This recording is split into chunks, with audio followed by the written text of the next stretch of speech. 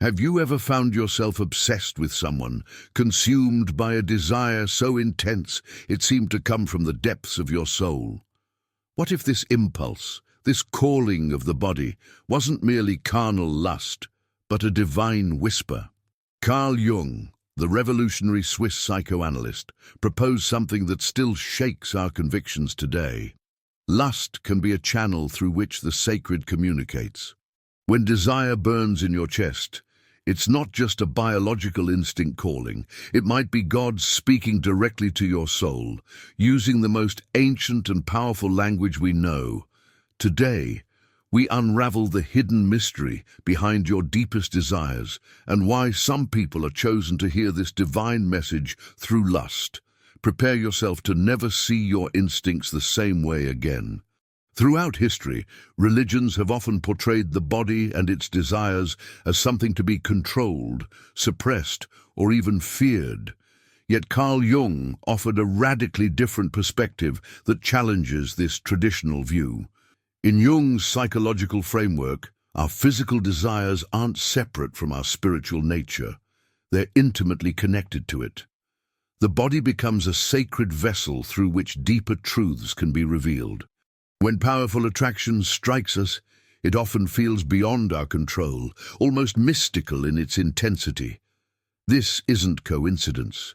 Jung believed these overwhelming feelings stem from the unconscious mind, the vast reservoir of wisdom that connects us to what he called the collective unconscious, a shared spiritual inheritance of humanity that contains universal patterns and images he called archetypes. What makes these feelings potentially divine? It's their transformative power. True desire doesn't just seek physical union. It awakens something deeper within us. It's as if something ancient and knowing is using the language of attraction to communicate important truths we need to discover about ourselves. The sensation of being chosen by desire, of being singled out for this particular attraction, has significance beyond random biological impulses. Jung suggested that when we feel deeply drawn to someone, it's often because they embody qualities of our own unconscious that we need to recognize and integrate. The divine speaks through attraction because it's one of the few forces powerful enough to break through our conscious defenses. This communication happens through the body's wisdom rather than through rational thought. Our breathing changes, our heart races, our entire being becomes alert and alive in the presence of the desired person. These bodily sensations aren't separate from spiritual awareness, they're a pathway to it. The body knows what the conscious mind often cannot yet grasp. Jung's concept of synchronicity, meaningful coincidences that seem to have no causal connection, often surrounds these powerful attractions. You think of someone, and suddenly they call. You dream of them and run into them unexpectedly. These aren't mere coincidences, but signs of deeper patterns at work, indications that something beyond ordinary awareness is trying to communicate. What makes this perspective so revolutionary is that it transforms how we understand our most intense desires. Rather than seeing them as distractions from spiritual life or as temptations to be resisted, they become potential messengers carrying important information about our soul's journey. The divine isn't speaking despite our desires, it's speaking through them. This doesn't mean we should act on every attraction. Discernment remains essential, but it does mean that when unusually powerful feelings arise, we might be encountering something sacred rather than something profane. The burning bush that spoke to Moses appeared as fire but didn't consume the bush. Similarly, divine communication through desire burns intensely but aims to illuminate rather than consume us. The body's wisdom doesn't communicate through words but through feelings, images, and intuitions. Learning to listen to this language requires attention to subtle cues, the dreams that come when we're falling for someone, the synchronicities that surround the connection, the ways in which the attraction challenges us to grow beyond our comfort zones. When we recognize the body as temple, we begin to understand that its desires aren't random biological accidents, but potentially meaningful messages.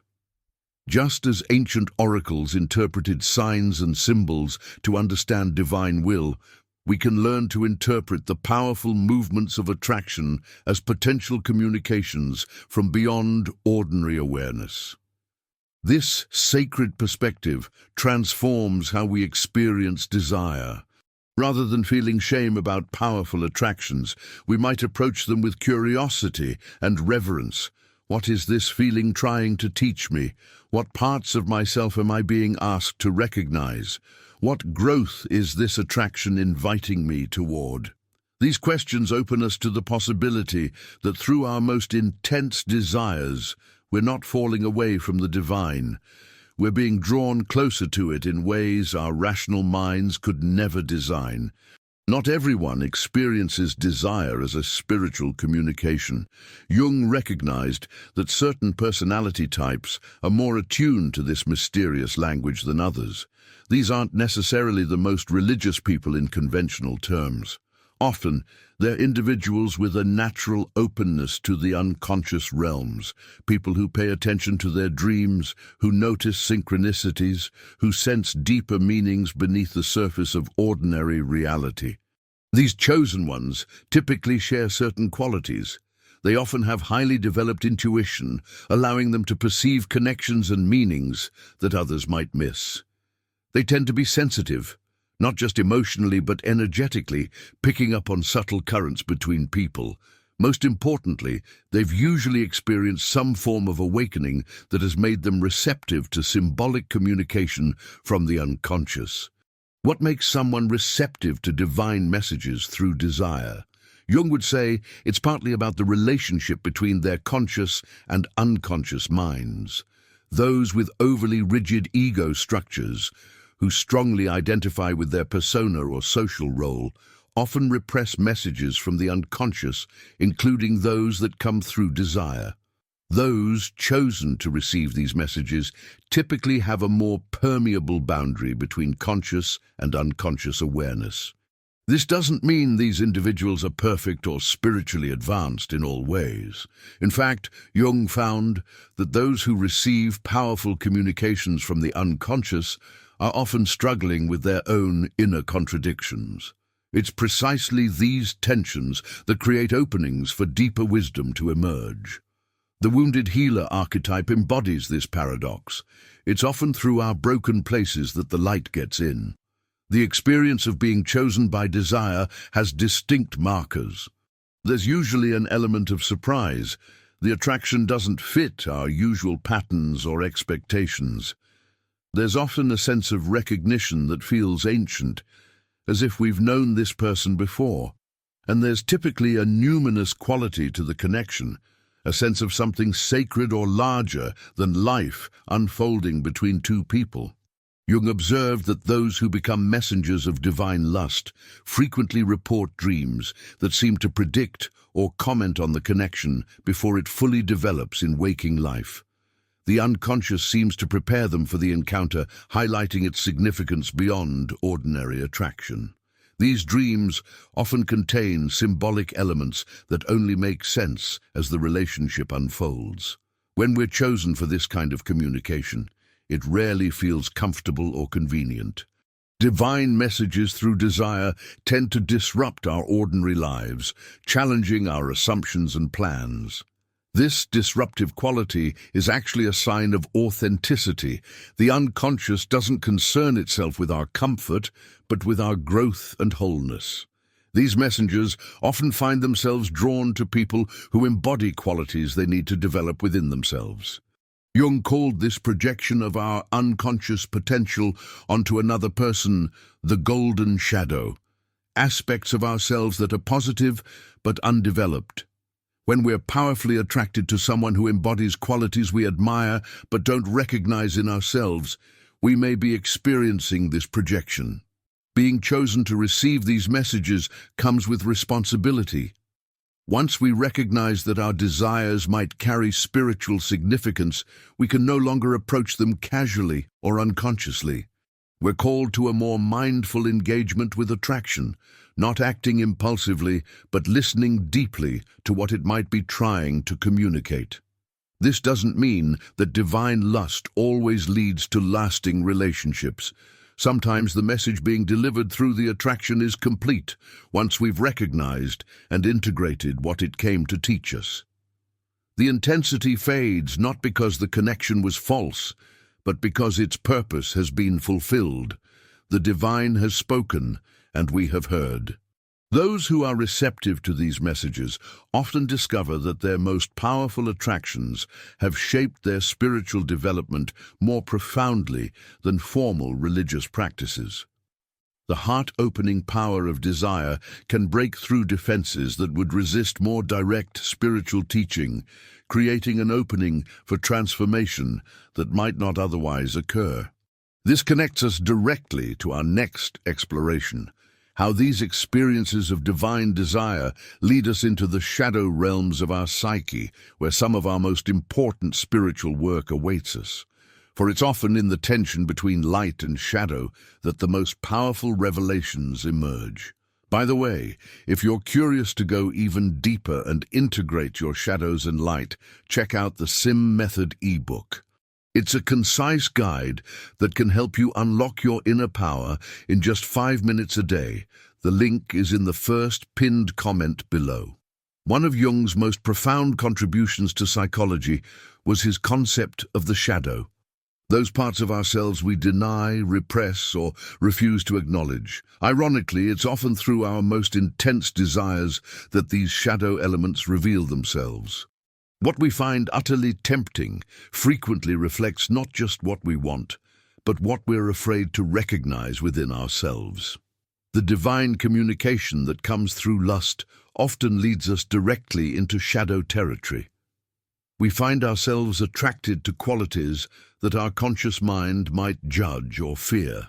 A person devoted to order might be inexplicably drawn to someone chaotic. A caring individual might feel desire for someone with a fierce, even ruthless edge. These attractions aren't random. They're invitations to explore the denied aspects of our own nature.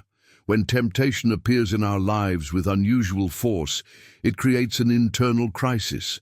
Our conscious values and unconscious desires come into conflict. This psychological tension, uncomfortable as it may be, creates the perfect conditions for revelation. It's in these moments of inner struggle that we're most likely to break through to new understanding. The temptation itself becomes the doorway to deeper self-knowledge. Jung believed that the spiritual journey requires us to face our shadow rather than pretend it doesn't exist. Traditional religions often frame temptation as something to be resisted or overcome, but Jung saw it differently. The temptation itself might be a necessary teacher, bringing to light aspects of ourselves that need integration rather than rejection. It's not about acting on every impulse, but about listening to what those impulses are trying to reveal. When desire brings shadow material to the surface, it often triggers shame. We might be horrified by the intensity of our feelings or by their direction. Yet this shame itself can be a signpost pointing toward wounded parts of our psyche that need healing. The divine often speaks through our wounds, using them as openings to reach our deeper selves. The transformative potential of these experiences comes from their ability to dissolve the false boundaries we've created within ourselves. We like to believe we're purely good, rational, or controlled. But powerful desire reminds us of our wholeness, which includes both light and shadow aspects. What began as temptation becomes revelation when we recognize that the qualities we find so magnetically attractive in another person also exist within us. This integration process doesn't happen automatically. It requires conscious attention to the messages coming through our desires. Dreams become especially important during these periods of intense attraction, often revealing the deeper meaning behind our feelings. Paying attention to these dreams, recording them, reflecting on them, can help us understand what the divine might be communicating through our desires. The paradox of shadow work through desire is that what feels like moving away from spiritual life might actually be moving deeper into it. The same energy that drives us toward temptation when consciously engaged can fuel our spiritual growth. It's not about indulging every desire, but about recognizing the wisdom that might be trying to emerge through them. Jung noted that these shadow revelations often come at midlife, when the personality we've built begins to feel incomplete. A powerful attraction that seems to threaten everything we've established might actually be the soul's attempt to bring us into greater wholeness. What looks like destruction from one perspective might be liberation from another. This shadow work through desire connects with ancient spiritual traditions that recognize the transformative power of confronting our darker aspects. Alchemists spoke of the nigredo, the blackening phase, as an essential step in the spiritual process. Indigenous initiation rituals often involve facing fears and shadows. What's unique about Jung's approach is recognizing how our most powerful attractions often lead us into this necessary territory. The movement from temptation to revelation happens when we shift from simply reacting to our desires to inquiring into them. Rather than just acting on attraction or suppressing it, we begin to ask, what is this feeling trying to show me about myself?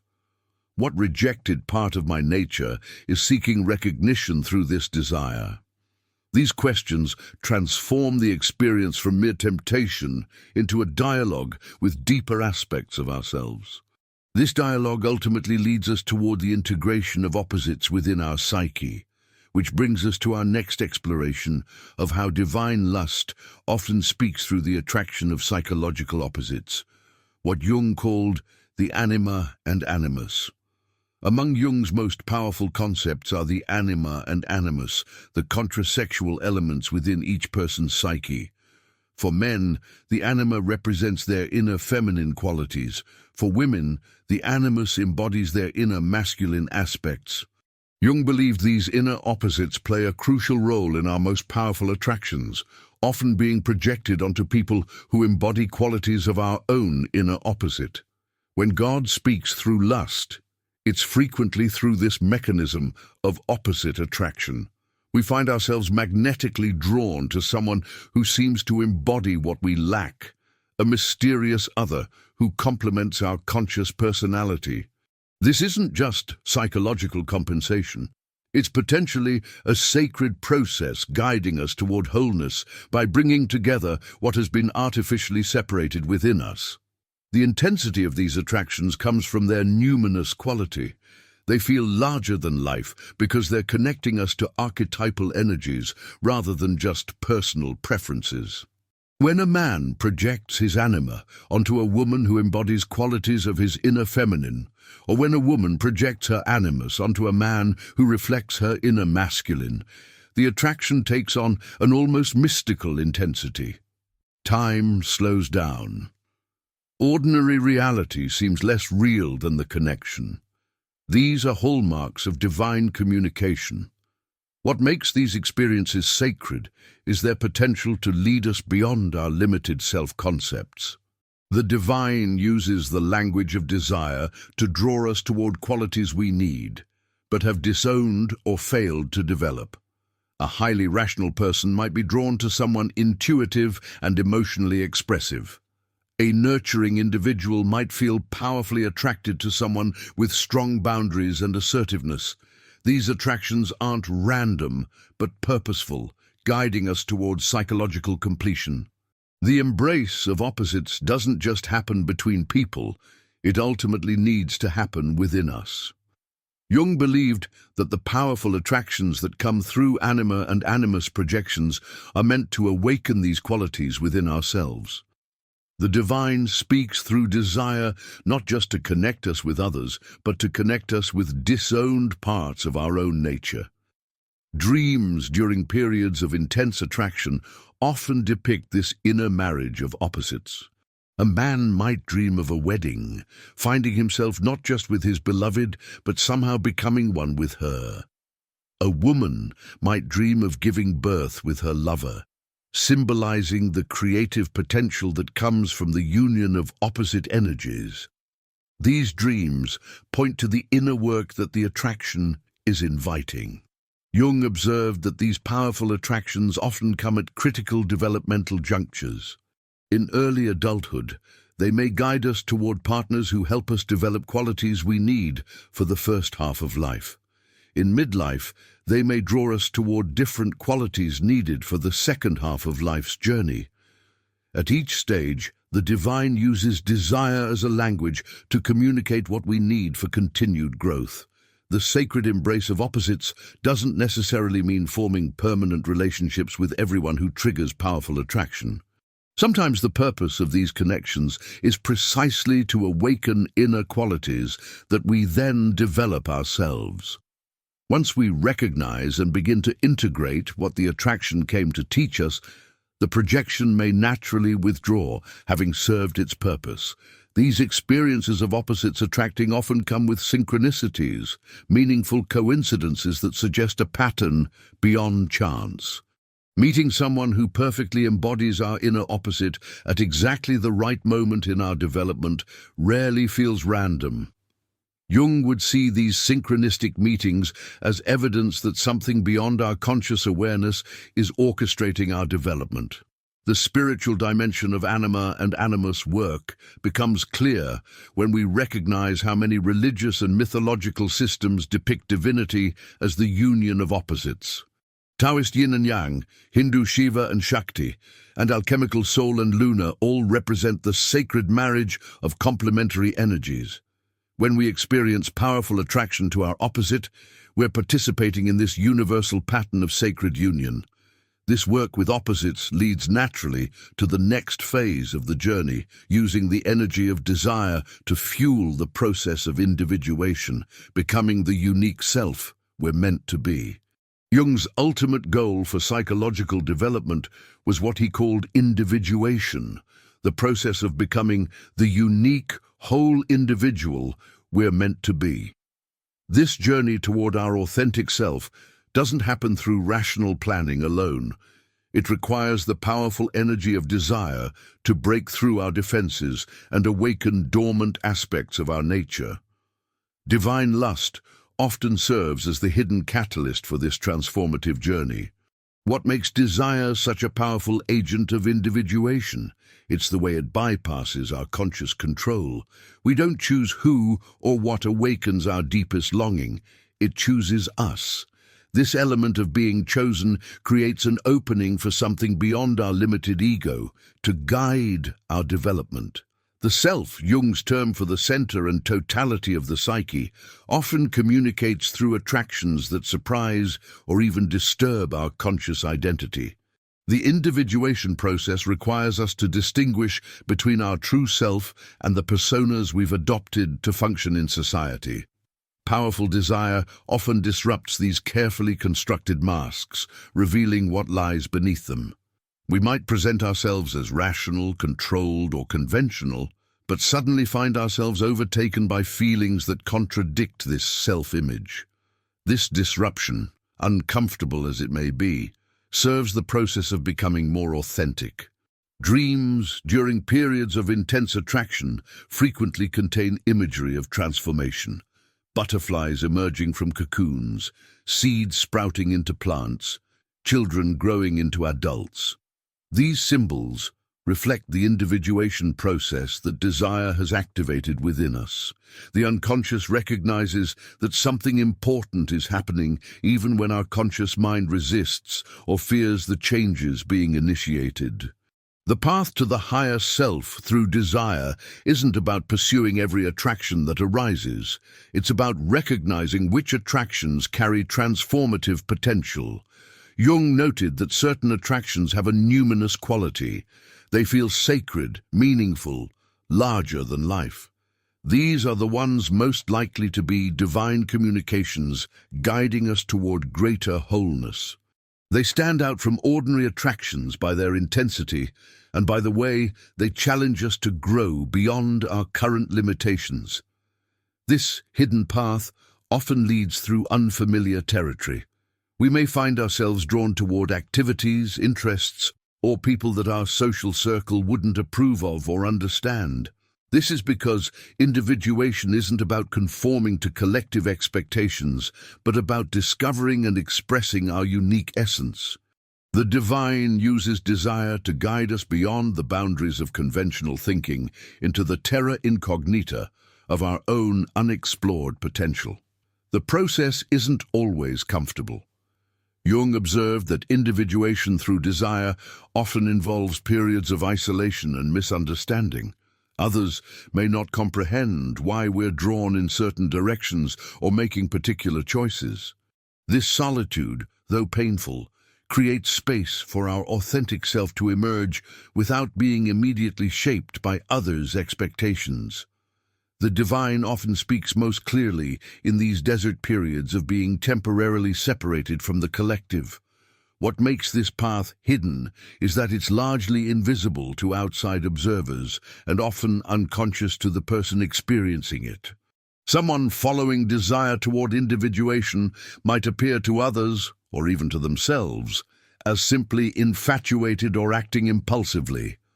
Only later, looking back, do the patterns and purpose become clear.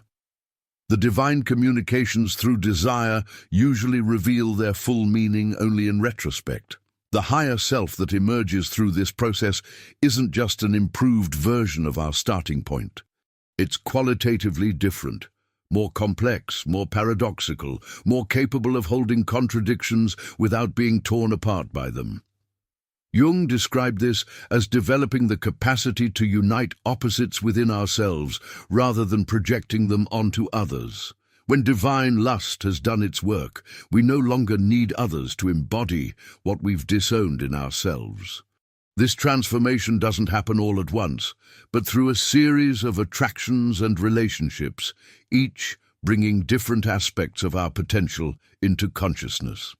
Jung noticed that people often experience several significant attractions over a lifetime, each serving the individuation process in unique ways.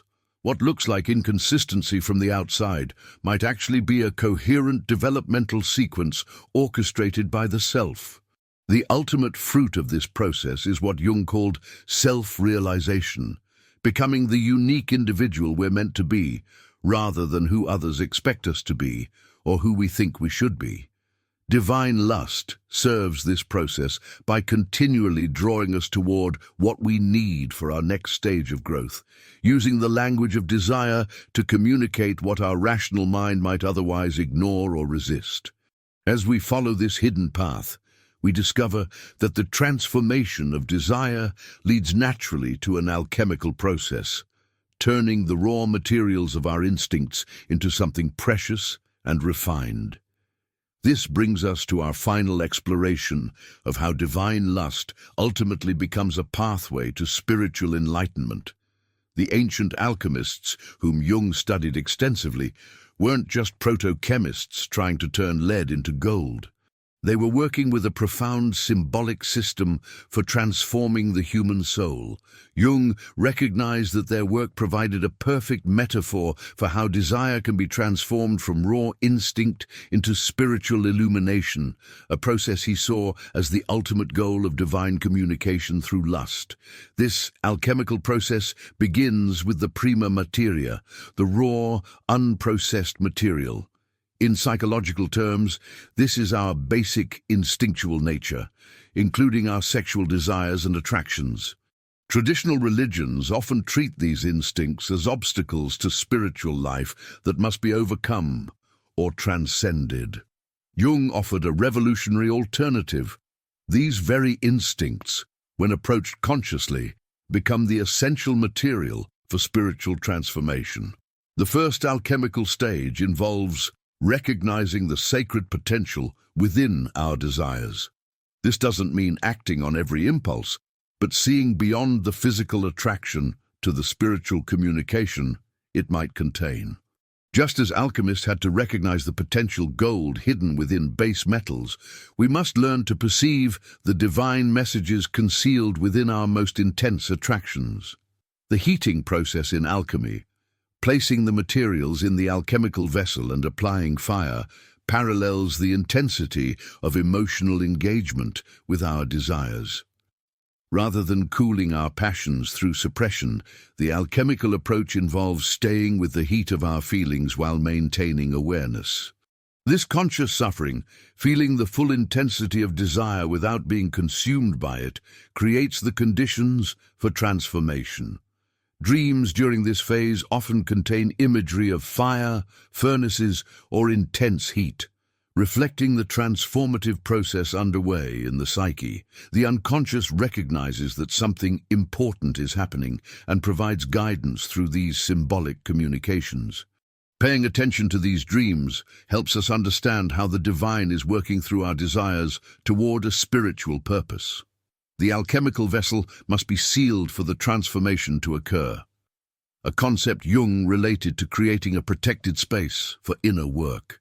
This means neither acting out desires impulsively nor denying them, but holding them in conscious awareness while their deeper meaning unfolds. This containment creates pressure that accelerates the transformative process, turning what might be merely physical attraction into spiritual insight. Throughout this process, unexpected elements emerge, what alchemists called the peacock's tail, with its many colors symbolizing the diverse aspects of ourselves that surface during transformation. Attraction often brings up qualities we didn't know we possessed: tenderness in the midst of passion, strength in the midst of vulnerability. These surprising elements are signs that the alchemical process is working, breaking down our fixed self-concepts to create something new. The goal isn't to eliminate desire, but to transform it, to distill its essential energy and wisdom while releasing attachment to specific outcomes. Just as alchemists sought the philosopher's stone that could transform other metals, the transformed energy of desire becomes a catalyst for spiritual growth in all areas of life. What begins as attraction to a specific person becomes an awakened capacity for seeing the divine in everything. Jung noted that those who successfully navigate this alchemical process often report a shift in how they experience desire itself. Rather than being possessed by desire, they become capable of engaging with it consciously. Attraction no longer feels like an irresistible force that overwhelms reason, but like a conversation with the divine, a communication that can be received with gratitude and discernment. This transformation doesn't mean becoming desireless, but rather experiencing desire differently, as a sacred energy that connects us to life rather than a problem to be managed. The enlightenment that comes through this process isn't about transcending our humanity, but about fully embodying it, recognizing the divine presence within our most human experiences. The final stage of this alchemical process, what Jung called the conjunctio or sacred marriage, happens within us rather than with another person. It's the integration of all aspects of ourselves, including those we initially projected onto others through desire. When divine lust has completed its work, we no longer need others to embody what we've disowned in ourselves. We become whole, capable of authentic connection rather than projection-based attraction. Those who complete this alchemical journey often discover that their capacity for love deepens and expands. What began as personal desire becomes transpersonal compassion. The energy that once fueled intense attraction to specific individuals becomes available as creative force for serving life in all its forms. The divine, having spoken through lust to guide us toward wholeness, now speaks through us to others. This completion doesn't mean the end of desire, but its transformation. We continue to experience attraction, but it no longer has the compulsive quality of unconscious projection. Instead, it becomes one of many ways we experience the sacred vitality of existence, a reminder of the divine presence that permeates everything, speaking to us not despite our humanity but through it. When we dare to listen to the divine whispers within our most intense desires, we embark on a journey that transforms not only how we experience lust, but how we understand ourselves and our place in the cosmos. Jung revealed what mystics have hinted at for millennia, that our deepest yearnings aren't distractions from the sacred, but doorways to it. The fire that burns within you, that consumes your thoughts and quickens your pulse, may be the very voice of God calling you toward wholeness. Will you continue to shame this messenger, driving it into shadow where it distorts into obsession and addiction? Or will you recognize it as the sacred invitation it truly is? A chance to integrate your fragmented self and discover the divine purpose encoded in your desire. The choice is yours, but remember, sometimes the most spiritual act isn't to transcend your humanity, but to fully embrace it, allowing the alchemical fire of conscious desire to transform lead into gold, lust into enlightenment, separation into wholeness.